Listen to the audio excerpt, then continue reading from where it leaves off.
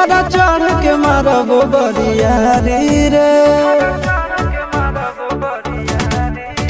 छूट जी तो कैल रंगदारी रे घर चढ़ के मारब बरियारी रे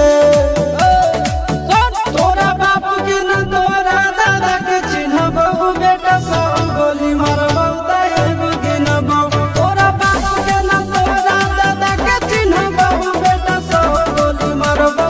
एगो गिनब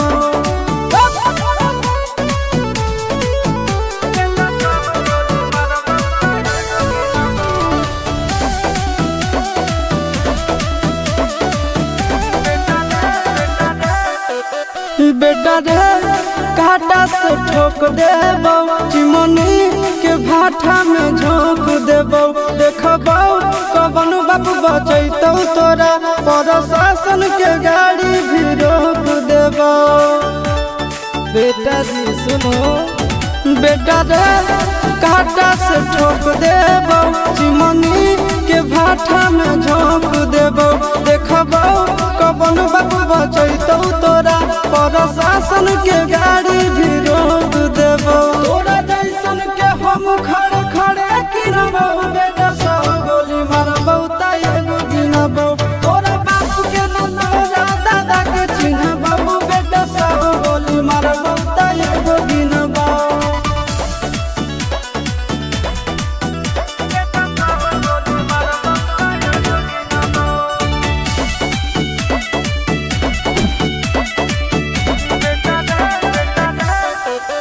बेटा रे दौड़ा के बाजार में मारबो गोली तोर कपार में रंगदारी जे करभी बिहार में गड़ देबो गंगा जी किनार में इतना मार पड़तो न बेटा बेटा रे दौड़ा के बाजार में मारबो गोली तोर कपार में रंगदारी जे करभी बिहार में गड़ देबो गंगा जी किनार में कहो चिंटू आशीष के कारण सुनबो बेटा सब गोली मारबो त एगो गिनबो तोरा बाप के न तोरा दादा के चिन्हबो बेटा सब गोली मारबो त एगो गिनबो